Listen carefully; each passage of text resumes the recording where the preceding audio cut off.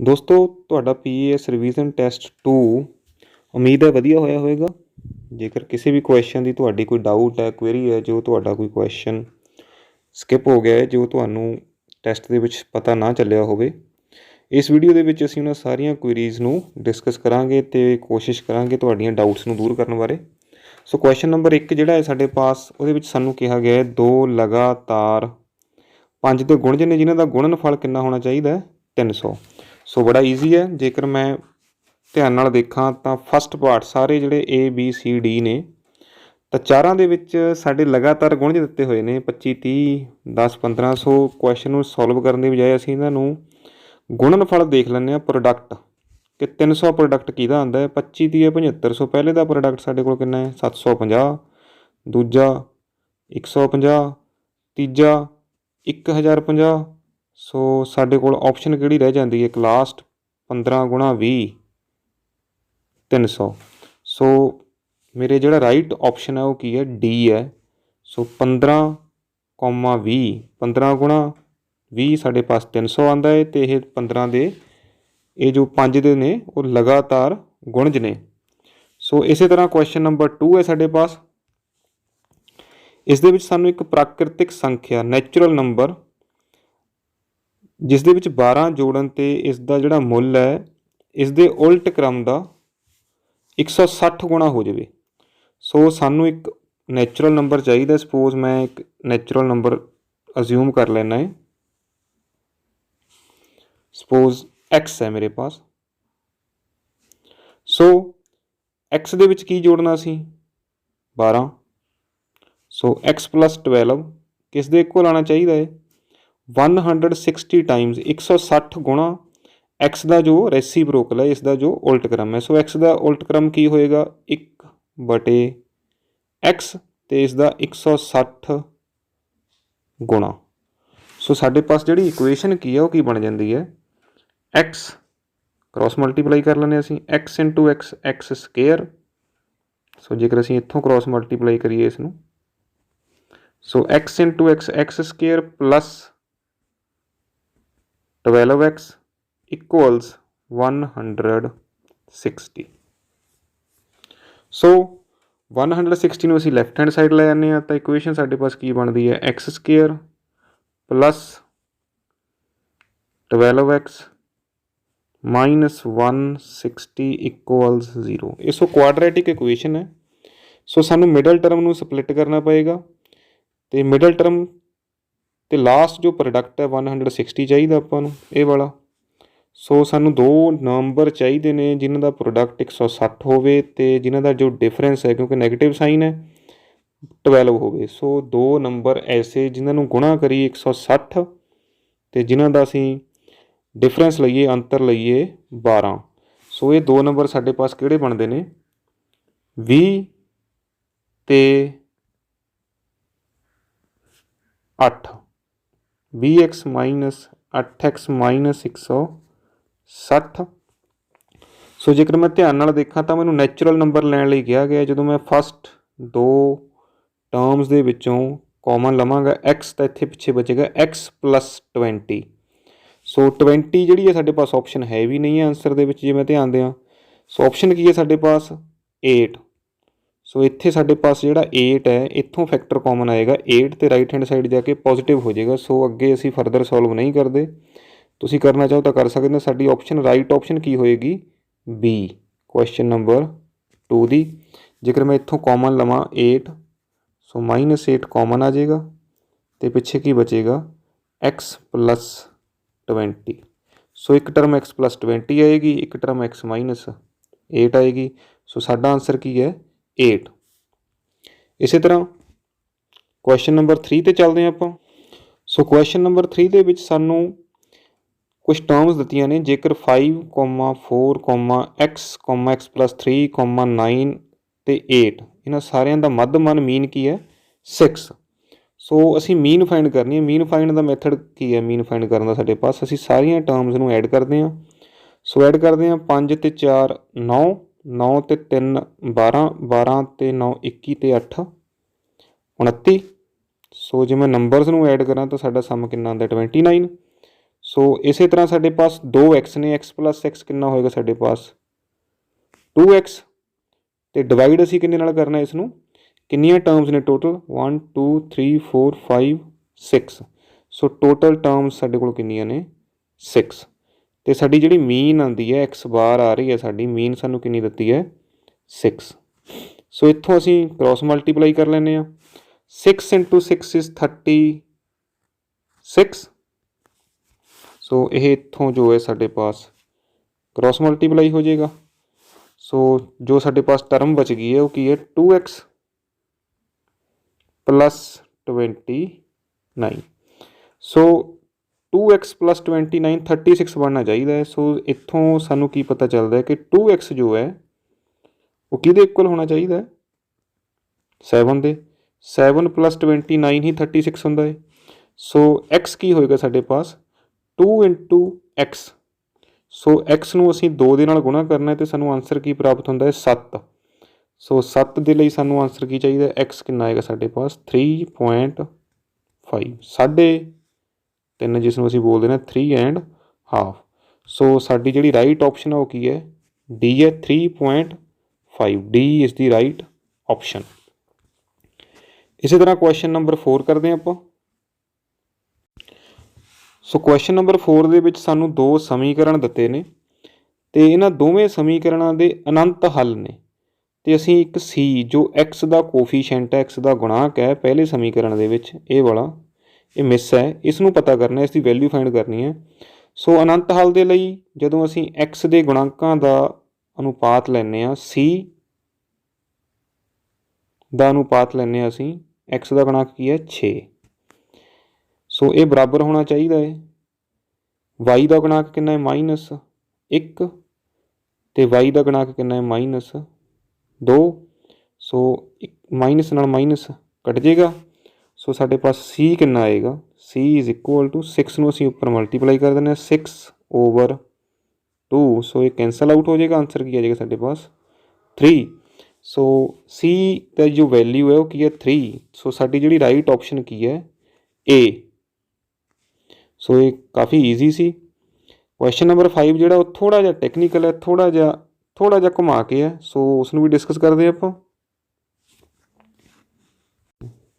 Question number 5 दे विच सानू 2 समरूप त्रिभुजां ABC ते DEF। सो जेकर त्रिभुजां समरूप होण तां उन्हां दीआं संगत भुजावां दा जिहड़ा अनुपात है वो की हुंदा है बराबर हुंदा है। सो भाव संगत भुजावां AB दा जो अनुपात होएगा DE दे नाल ये किहदे बराबर होना चाहिए BC अनुपात EF ते लास्ट AC अनुपात DF। सो जो वैल्यू सानू पता नहीं असीं सबस्टिट्यूट कर देंगे। AB 4 है, DE 6 है। सो 4/6 इक्वल्स EF 9 है, BC सानू गिवन नहीं है। सो BC/9। सो इत्थों असीं कैंसल आउट कर देने टर्म्स 2 इज़ 4, 2 3 इज़ 6। इस तरह नीचे 3 1 इज़ 3, 3 3 इज़ 9। सो इत्थों असीं क्रॉस मल्टीप्लाई करांगे तो साडे कोल BC कितना आ जाएगा 6 आ जाएगा। इस तरह जेकर मैं ध्यान नाल देखां AB दे विच 1.5 टाइम्स है, इस तरह BC दे विच भी 1.5 टाइम आया साडे पास। 4 का 1.5 टाइम 6 होंदा है, 1.5 गुणा। इस तरह 6 का 1.5 गुणा 9 होंदा है। तो जो साडे पास FD है वो 12 है, लास्ट जो साडी टर्म है जेकर मैं इसकी लास्ट की गल करा। सो 12 है। सो 12 दे लई की आएगा साडे पास 8। सो साडी जिहड़ी थर्ड साइड आएगी 8 आएगी। BC साडे पास 6 आई है तो AB सानू 4 गिवन है। सो सानू की पूछा गया है पैरीमीटर, ABC का परिमाप पूछा है।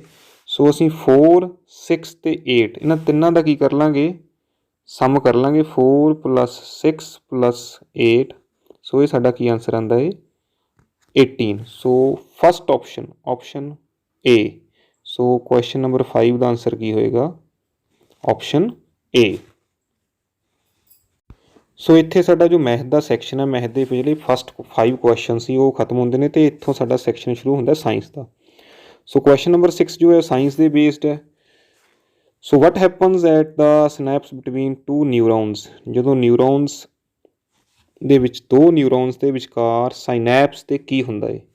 ਸੋ ਇਹ ਜੋ ਹੈ ਇਹਦਾ ਜੋ ਆਪਸ਼ਨ ਹੈ ਉਹ ਇਹ ਹੈ, ਬਿਜਲੀ ਸੰਕੇਤ ਜਿਹੜਾ ਹੈ ਉਹ ਰਸਾਇਣਿਕ ਸੰਕੇਤ ਦੇ ਵਿੱਚ ਬਦਲਦਾ ਹੈ। ਸੋ ਇਹਦੀ ਜੋ ਆਨਸਰ ਹੈ ਉਹ ਹੈ ਆਪਸ਼ਨ ਏ। ਸਾਡੀ ਜੋ ਆਪਸ਼ਨ ਕੀ ਹੈ ਏ ਫਸਟ। ਇਸੇ ਤਰ੍ਹਾਂ question number 7 electric motor works on the principal of. So electric motor ਜਿਹੜੀ ਹੈ ਉਹ ਫਲੈਮਿੰਗ ਲੈਫਟ हैंड रूल के उपर बेस्ड है, उसके आधार पर काम करती है। सो थंब रूल या लैफ्ट थंब रूल या राइट थंब रूल जोड़ा है ये इलैक्ट्रिक या मैगनैटिक फील्ड दे विच नहीं आता है। सो ये वाली जो साडा मोटर का जोड़ा साडा सिद्धांत है वो फस्ट ऑप्शन की है, ऑप्शन भी साडी ऑप्शन की है 1। सो क्वेश्चन नंबर 6 ते 7 दोवां दी जिहड़ी ऑप्शन है वो फस्ट ही है। सो क्वेश्चन नंबर जो 8 है pH scale is used to measure. So जो पीएच स्केल हुंदा है उसदे विच पी असीं छोटी लिखते हैं, एच जो है वड्डा लिखते हैं। सो जो एच है that stands for H hydrogen. So असीं हाइड्रोजन पीएच नूं असीं बोलते हैं पोटेंशियल ऑफ हाइड्रोजन या पावर ऑफ हाइड्रोजन। सो साडी जिहड़ी ऑप्शन है क्वेश्चन नंबर 8 दी ये भी की है ए ही है। सो क्वेश्चन नंबर 9 की गल करते हैं आप।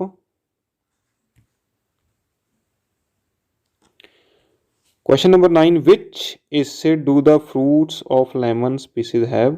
नींबू जाति के फलों में किहड़ा तेजाब हुंदा है। सो जिहड़ियां 4 ऑप्शनस ने फस्ट है सिट्रिक एसिड, जो साडी आंसर है वैसे सिट्रिक एसिड ही है क्योंकि सारे जो खट्टे फल हुंदे ने, नींबू है तुहाडा किन्नू है ਤੇ ਤੁਹਾਡੀ ਮਸੰਮੀ ਹੈ, ਇਹਨਾਂ ਸਾਰਿਆਂ ਦੇ ਵਿੱਚ ਸਿਟਰਿਕ ਐਸਿਡ ਮਿਲਦਾ ਹੈ ਸਾਨੂੰ। ਸੋ ਆਪਸ਼ਨ ਸਾਡੀ ਕੀ ਹੈ ਏ। ਜੋ ਲੈਕਟਿਕ ਐਸਿਡ ਹੈ ਇਹ ਸਾਡਾ ਦਹੀਂ ਦੇ ਵਿੱਚ ਮਿਲਦਾ ਹੈ।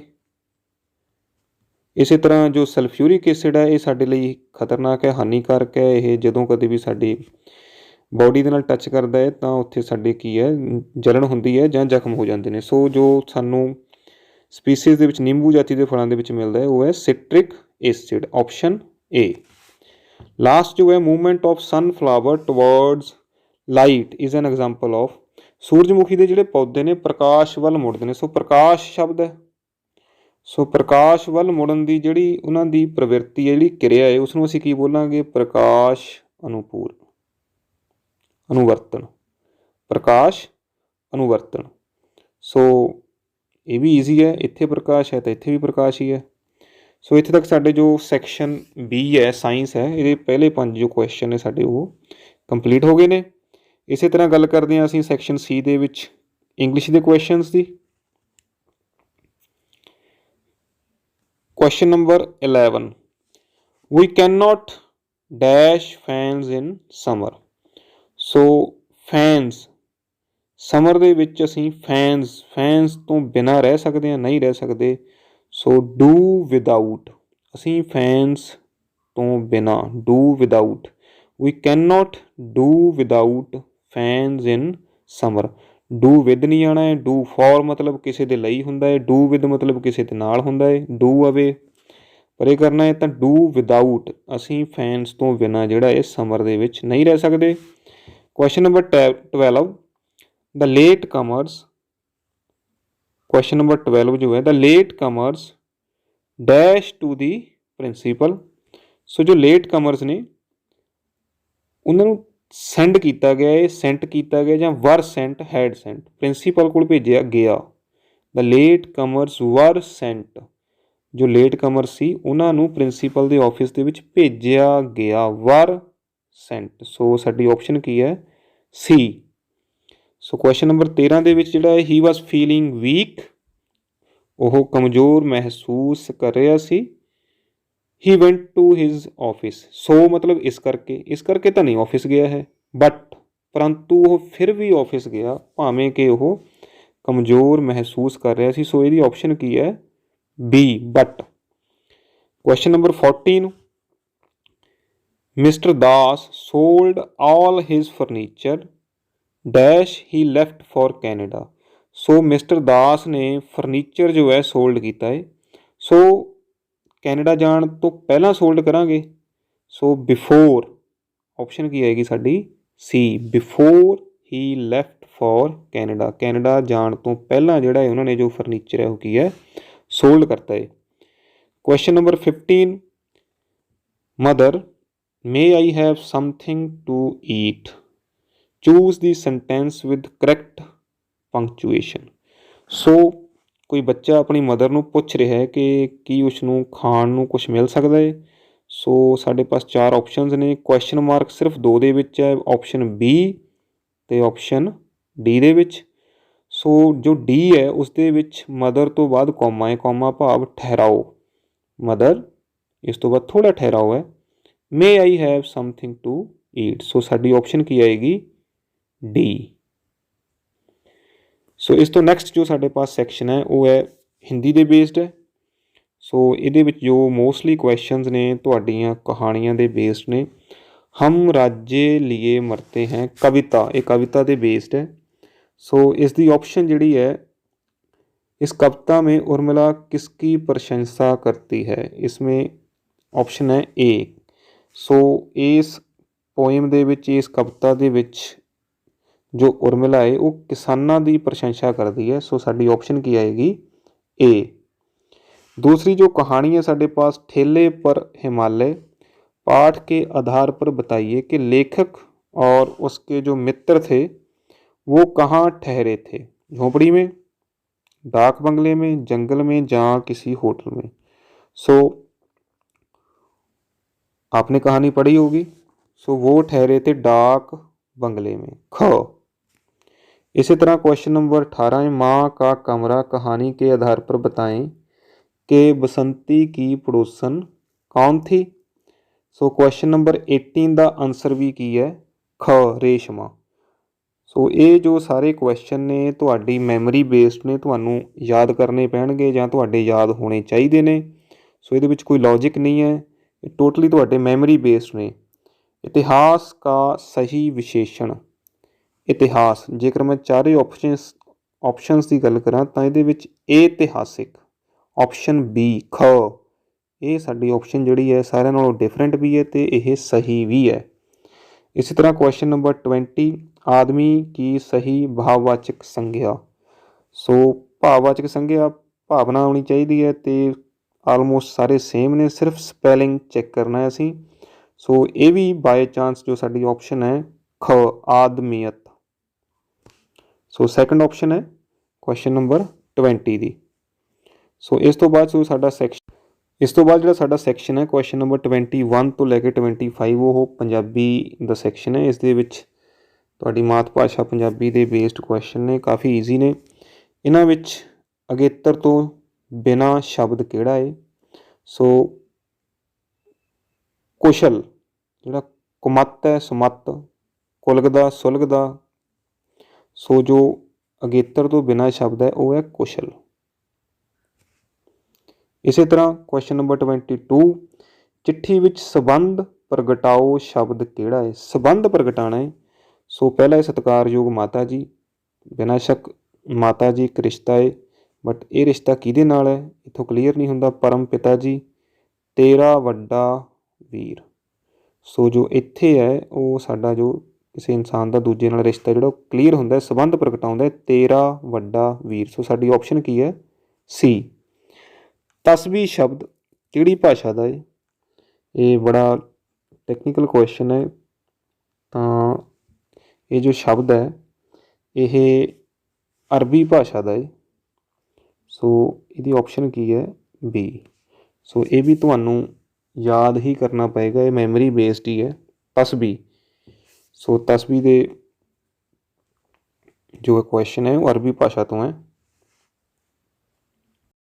क्वेश्चन नंबर 24 दे विच आदम ते हवा कौन सन। सो आदम ते हवा ये एडम एंड ईव ਇਹ ਸਾਡੇ ਜੋ ਬਾਈਬਲ, ਸਾਡੀ ਜੋ ਧਾਰਮਿਕ ਪੁਸਤਕ ਹੈ ਕ੍ਰਿਸਚਨਸ ਦੀ, ਉਸ ਦੇ ਵਿੱਚ ਵੀ ਦੱਸਿਆ ਗਿਆ ਕਿ ਆਦਮ ਅਤੇ ਹਵਾ ਜਿਹੜੇ ਸੀ ਸੰਸਾਰ ਦੇ ਪਹਿਲੇ ਔਰਤ ਅਤੇ ਮਰਦ। ਸੋ ਸਾਡੀ ਆਪਸ਼ਨ ਕੀ ਹੈ? ਏ। ਸਾਨੂੰ ਅੱਗੇ ਚੈੱਕ ਕਰਨ ਦੀ ਵੀ ਲੋੜ ਨਹੀਂ ਹੈ।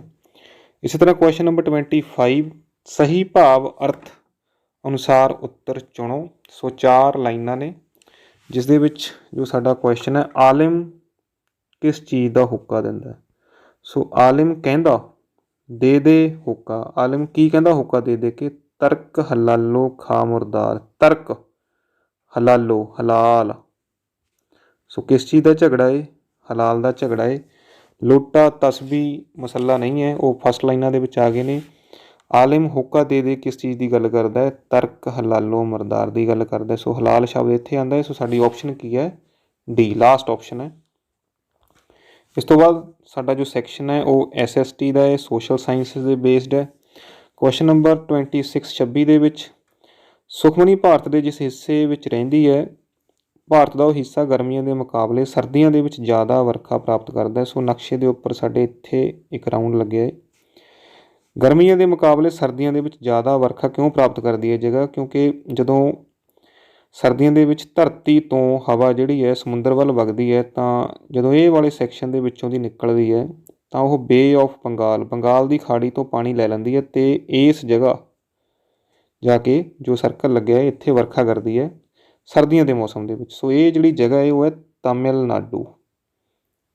ਸੋ ਇੱਥੇ ਗਰਮੀ ਦੇ ਮੁਕਾਬਲੇ ਸਰਦੀ ਦੇ ਵਿੱਚ ਵੀ ਬਾਰਿਸ਼ ਹੁੰਦੀ ਹੈ ਕਾਫੀ। ਸੋ ਰੀਜ਼ਨ ਤੁਹਾਨੂੰ ਪਤਾ ਲੱਗ ਗਿਆ ਹੈ। ਇਸੇ ਤਰ੍ਹਾਂ ਕੁਐਸਚਨ ਨੰਬਰ 27, ਜੈਸਮੀਨ ਦੇ ਪਿਤਾ ਜਲੰਧਰ ਵਿਖੇ ਸਥਿਤ ਇੱਕ ਫੈਕਟਰੀ 'ਚ ਕੰਮ ਕਰਦੇ ਨੇ ਅਤੇ ਉਹਨਾਂ ਦੀ ਜਿਹੜੀ ਆਮਦਨ ਹੈ ਉਹ 10,000 ਰੁਪਈਆ ਪ੍ਰਤੀ ਮਹੀਨਾ ਹੈ।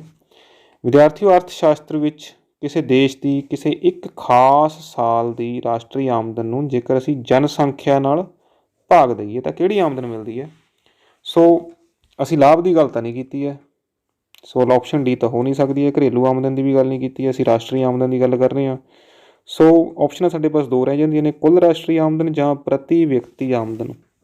ਸੋ ਮੈਥ ਦੇ ਵਿੱਚ ਵੀ ਜਦੋਂ ਅਸੀਂ ਕਿਸੇ ਖਾਸ ਸੰਖਿਆ ਨੂੰ ਕਿਸੇ ਨੰਬਰ ਦੇ ਨਾਲ ਭਾਗ ਦਿੰਦੇ ਹਾਂ, ਜਿਸ ਤਰ੍ਹਾਂ ਇੱਥੇ ਜਨਸੰਖਿਆ ਦੇ ਨਾਲ ਭਾਗ ਦਿੱਤਾ ਹੈ, ਤਾਂ ਅਸੀਂ ਉੱਥੇ ਪ੍ਰਤੀ ਸ਼ਬਦ ਵਰਤਦੇ ਹਾਂ। ਜਿਸ ਤਰ੍ਹਾਂ ਕਿਸੇ ਮੋਟਰਸਾਈਕਲ ਦੀ ਐਵਰੇਜ ਹੁੰਦੀ ਹੈ ਪ੍ਰਤੀ ਸਾਲ ਜਾਂ ਪ੍ਰਤੀ ਕਿਲੋਮੀਟਰ। ਸੋ ਇੱਥੇ ਸਾਨੂੰ ਪ੍ਰਤੀ ਵਿਅਕਤੀ, ਕਿਉਂਕਿ ਅਸੀਂ ਵਿਅਕਤੀਆਂ ਦੇ ਨਾਲ ਭਾਗ ਦਿੱਤਾ ਹੈ, ਜਨਸੰਖਿਆ ਦੇ ਨਾਲ ਭਾਗ ਦਿੱਤਾ ਹੈ, ਤਾਂ ਸਾਡੀ ਜਿਹੜੀ ਇਹ ਆਮਦਨ ਹੋਈ ਹੈ ਪਰ ਕੈਪੀਟਾ ਇਨਕਮ, ਪ੍ਰਤੀ ਵਿਅਕਤੀ ਆਮਦਨ। ਸੋ ਸਾਡੀ ਆਪਸ਼ਨ ਕੀ ਹੋਏਗੀ? ਬੀ। ਇਸੇ ਤਰ੍ਹਾਂ ਕੁਐਸਚਨ ਨੰਬਰ 28, ਸੰਨ 1966 ਤੋਂ ਪਹਿਲਾਂ ਮੇਰਾ ਆਕਾਰ ਬਹੁਤ ਵੱਡਾ ਸੀ। 1 ਨਵੰਬਰ 1966, ਜੇਕਰ ਤੁਹਾਨੂੰ ਯਾਦ ਹੋਵੇ 1 ਨਵੰਬਰ 1966, 1 ਨਵੰਬਰ ਨੂੰ ਅਸੀਂ ਕੀ ਮਨਾਉਂਦੇ ਹਾਂ? ਨਿਊ ਪੰਜਾਬ ਡੇ। ਸੋ 1 ਨਵੰਬਰ 1966 ਨੂੰ ਜੇਕਰ ਅਸੀਂ ਅੱਗੇ ਨਾ ਪੜ੍ਹੀਏ ਕੁਐਸਚਨ, 1 ਨਵੰਬਰ 1966 ਨੂੰ ਨਵਾਂ ਪੰਜਾਬ ਬਣਿਆ ਸੀ। ਇਸ ਦੇ ਵਿੱਚੋਂ ਹਰਿਆਣਾ ਜਿਹੜਾ ਹੈ ਉਸ ਨੂੰ ਅਲੱਗ ਰਾਜ ਬਣਾ ਦਿੱਤਾ ਗਿਆ ਸੀ ਅਤੇ ਸਾਨੂੰ ਇੱਥੇ ਕੀ ਪੁੱਛਿਆ ਗਿਆ ਹੈ ਕਿ ਮੇਰੀ ਰਾਜਧਾਨੀ ਦਾ ਨਾਂ ਦੱਸੋ। ਸੋ ਹਰਿਆਣੇ ਅਤੇ ਪੰਜਾਬ ਦੀ ਰਾਜਧਾਨੀ ਇੱਕ ਹੀ ਬਣਾਈ ਗਈ ਸੀ, ਉਹ ਸੀ ਚੰਡੀਗੜ੍ਹ। ਸੋ ਇਸ ਦੀ ਆਪਸ਼ਨ ਜਿਹੜੀ ਰਾਈਟ ਆਪਸ਼ਨ ਕੀ ਹੈ? ਉਹ ਬੀ ਹੈ। ਸੋ ਇਸੇ ਤਰ੍ਹਾਂ ਕੁਐਸਚਨ ਨੰਬਰ 29, ਇਹ ਵੀ ਬੜਾ ਈਜ਼ੀ ਹੈ। ਤੁਸੀਂ ਪਰਿਵਾਰ ਸਮੇਤ ਛੁੱਟੀਆਂ ਵਿੱਚ ਦਿੱਲੀ ਤੋਂ ਸੁਲਤਾਨਪੁਰ ਲੋਧੀ ਅਤੇ ਸੁਲਤਾਨਪੁਰ ਲੋਧੀ ਤੋਂ ਬਾਅਦ ਗੋਇੰਦਵਾਲ ਜਾ ਰਹੇ ਹੋ। ਰਸਤੇ ਦੇ ਵਿੱਚ ਕਿਸੇ ਪੁਲ ਤੋਂ ਨਿਕਲਦੇ ਹੋ ਤਾਂ ਇਹ ਪੁਲ ਕਿਸ ਦਰਿਆ ਦੇ ਉੱਪਰ ਬਣਿਆ ਹੋਇਆ ਹੈ? ਸੋ ਜਿਹੜੀਆਂ 4 ਆਪਸ਼ਨਸ ਨੇ, ਇਹ ਚਾਰੋਂ ਜਿਹੜੇ ਦਰਿਆ ਨੇ ਪੰਜਾਬ ਦੇ ਦਰਿਆ ਨੇ, ਪੁਰਾਣੇ ਪੰਜਾਬ ਦੇ, ਕਿਉਂਕਿ ਜੋ ਝਨਾਬ ਹੈ ਇਹ ਪਾਕਿਸਤਾਨ 'ਚ ਰਹਿ ਗਿਆ ਹੈ। ਰਾਵੀ ਜਿਹੜਾ ਹੈ ਉਹ ਬਾਰਡਰ 'ਤੇ ਨਿਕਲਦਾ ਹੈ। ਸੋ ਸਤਲੁਜ ਅਤੇ ਬਿਆਸ, ਜੋ ਸਤਲੁਜ ਹੈ ਇਹ ਰੂਪਨਗਰ ਵਾਲੀ ਸਾਈਡ ਆ ਜਾਂਦਾ ਹੈ, ਚੰਡੀਗੜ੍ਹ ਵਾਲੀ ਸਾਈਡ। ਸੋ ਬਿਆਸ, ਸਾਡੀ ਆਪਸ਼ਨ ਕੀ ਹੈ? ਡੀ, ਬਿਆਸ। ਸੋ ਬਿਆਸ ਜਿਹੜਾ ਹੈ ਉਹ ਸਹੀ ਆਨਸਰ ਹੈ।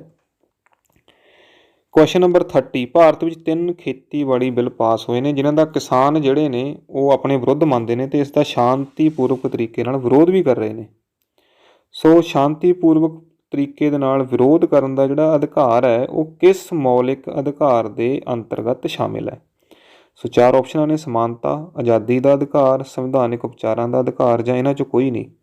ਸੋ ਅਸੀਂ ਆਜ਼ਾਦ ਹਾਂ ਕਿਸੇ ਚੀਜ਼ ਦਾ ਸ਼ਾਂਤੀਪੂਰਵਕ ਵਿਰੋਧ ਕਰਨ ਦੇ, ਕਿਸੇ ਵੀ ਚੀਜ਼ ਦਾ, ਬਸ਼ਰਤੇ ਕਿ ਸ਼ਾਂਤੀਪੂਰਵਕ ਕਰੀਏ। ਸੋ ਇਹ ਜੋ ਸਾਡਾ ਅਧਿਕਾਰ ਹੈ ਇਹ ਆਉਂਦਾ ਹੈ ਆਜ਼ਾਦੀ ਦੇ ਅਧਿਕਾਰ ਦੇ ਅੰਤਰਗਤ। ਸੋ ਇਹ ਵੀ ਨੌਲੇਜ ਬੇਸਡ ਹੈ। ਸੋ ਉਮੀਦ ਹੈ ਤੁਹਾਡੇ ਜੋ ਕੁਐਸਚਨਸ ਨੇ, ਤੁਹਾਡੀਆਂ ਕੁਇਰੀਜ਼ ਨੇ, ਇਸ ਵੀਡੀਓ ਨੂੰ ਦੇਖਣ ਤੋਂ ਬਾਅਦ ਕਾਫੀ ਹੱਦ ਤੱਕ ਦੂਰ ਹੋਈਆਂ ਹੋਣਗੀਆਂ। ਜੇਕਰ ਵੀਡੀਓ ਅੱਛੀ ਲੱਗੇ ਤਾਂ ਕਮੈਂਟ ਸੈਕਸ਼ਨ ਦੇ ਵਿੱਚ ਜਾ ਕੇ ਆਪਣਾ ਫੀਡਬੈਕ ਜ਼ਰੂਰ ਦਿਓ, ਤਾਂ ਜੋ ਅਸੀਂ ਹੋਰ ਵੀ ਵਧੀਆ ਵੀਡੀਓਜ਼ ਲੈ ਕੇ ਤੁਹਾਡੀ ਜੋ ਕੁਇਰੀਜ਼ ਨੇ, ਤੁਹਾਡੀਆਂ ਜੋ ਕਿਸੇ ਵੀ ਟੌਪਿਕਸ ਦੇ ਰਿਲੇਟਡ ਡਾਊਟਸ ਨੇ, ਉਹਨਾਂ ਨੂੰ ਦੂਰ ਕਰ ਸਕੀਏ। ਜੇਕਰ ਵੀਡੀਓ ਅੱਛੀ ਲੱਗੇ ਤਾਂ ਵੀਡੀਓ ਨੂੰ ਲਾਈਕ ਅਤੇ ਸ਼ੇਅਰ ਜ਼ਰੂਰ ਕਰੋ। ਹੋਰ ਵੀ ਵਧੇਰੇ ਵੀਡੀਓਜ਼ ਦੇ ਲਈ ਸਾਡੇ ਚੈਨਲ ਨੂੰ ਸਬਸਕ੍ਰਾਈਬ ਕਰੋ। ਚੈਨਲ 'ਤੇ ਆਉਣ ਲਈ ਧੰਨਵਾਦ।